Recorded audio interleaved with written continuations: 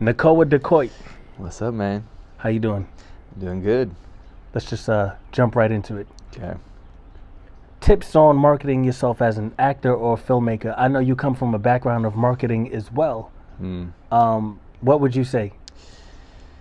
Tips. Dang, that's tricky because I'm still relatively new to this, but I think I'm one of the rare actors that really wants to be typecasted.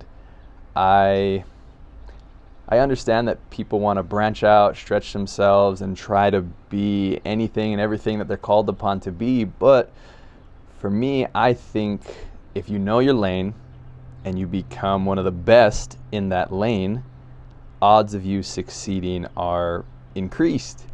So from my standpoint, I want to be marketed as, I like anti-hero. I like villain, bad guy, mafia, maybe, I'm not opposed to other things, but I think that's where I thrive the most. I'm getting typecasted as that.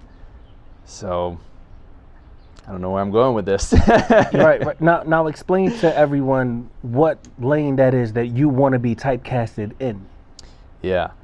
So I want to be typecasted really anti-hero. That would be my number one. After that, I'm not opposed to being the villain, but a villain that you sympathize with. Maybe you relate to a little bit. And then I like all the agent stuff, the, good cop, bad cop stuff. I do like all that. And so far, that's the lane that I've been put in, but I like the lane. So I really want to be one of the best in that lane. Yeah, man. You know what? I'm glad that I met you because when I was on LA casting looking for an actor to fight Jack in the black bag situation, I saw your picture, and I was like, you know what? Let's just give this guy a call. And because you're so relaxed all the time, I was like, I didn't think you were interested at first. When you answered the phone, I was like, yeah, I was calling in regards to a submission on LA casting. It's for a fight scene, and you remember your response? Man, I don't remember it word for word, but it's got to be the Hawaiian in me. I'm chill, I'm relaxed until something comes up, and I'm like, let's go. Yeah. So it's a contained tribalism. So yeah, to say. yeah. You were like, yeah, man, fuck it, let's do this shit, man. I was like, all right, cool. It's about this, that, and the third, and we're gonna meet up on this thing, do that, and we did the rehearsal and everything like that. Can you describe your adrenaline in the actual fight scene? I asked Jack about this earlier, but can you explain to those who haven't done an actual fight scene that's choreographed and high intensity? Yeah. How does it feel? Is it scary? Well, especially starting out, like we don't have the crazy stunt coordinators and all the green screen with pads and stuff. So there is an element of danger, especially in these beginning stages. So that's exciting, but you're acting. It's if I go in there knowing that it's choreographed and I'm not really going to get hurt, you lack this intensity. And when I watch fight scenes, I love when they're just swinging for the fences and they're yelling, they're getting into it.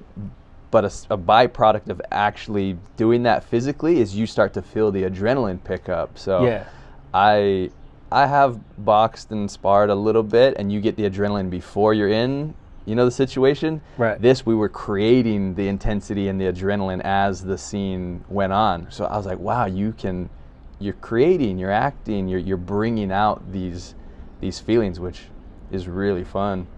Yeah. Now, when we did the black bag situation, did anybody get hit? I can't remember.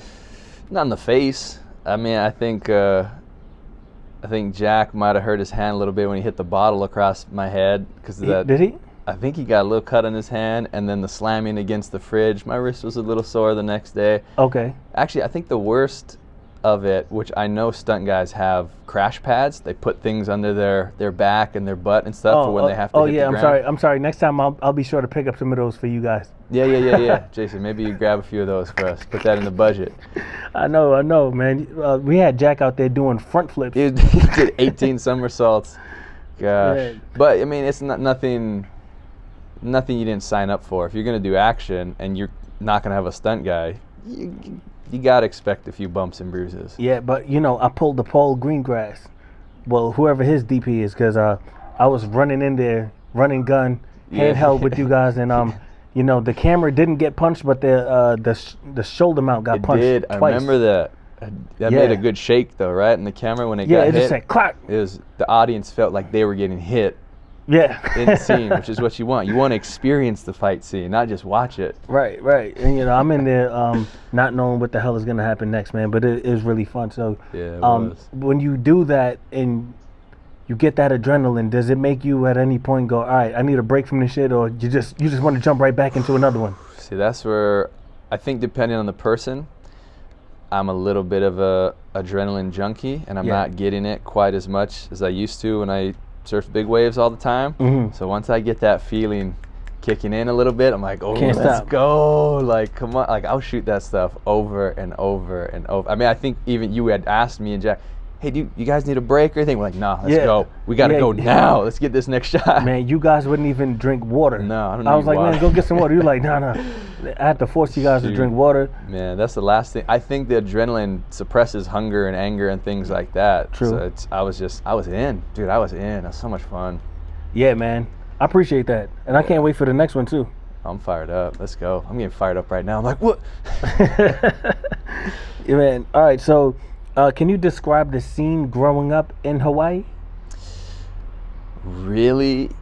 You know, I can only really understand it now that I've been out of it Yeah. for a few years, because growing up, it just is. It's normal, and Right. no freeway on Maui, no high rises, no billboards. It's just so chill and so relaxing. How is it compared to Malibu?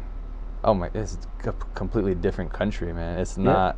It's nothing like you depending on what side of the island you live on. There's some spots on Maui where, yeah, there's wealthy people. They live on the coast. It's real private. But the side that I'm from, it's local. There's local people born and raised, generations you've been there. So it's real small town vibe, real family oriented. Your friends you knew since before you could even walk. Right. It's just, it's so homey. It's so good. It's so chill. But on the other side, if you're someone like me that I like a little bit of chaos, Yeah. you do get a little antsy. What kind of chaos you mean? Skydiving? Ooh. Oh, I've been skydiving, really fun.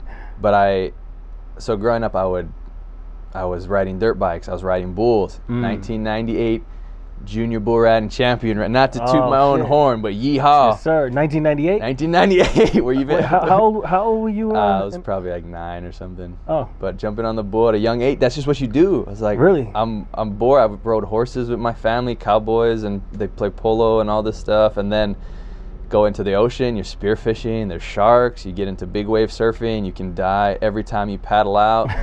And I thought for a while that it was just normal until I came to LA and people aren't doing as many life-threatening things besides driving on the freeway. That man, that is still crazy. But I loved all that adrenaline, and it was kind of my balance for how chill and relaxed the island is. Because you can live there and just hang out, but I needed a little excitement, so I would seek it out in a lot of physical things. And yeah, now I'm getting a little excitement from the city, but I wouldn't mind going back to Hawaii more often to recharge and then come back.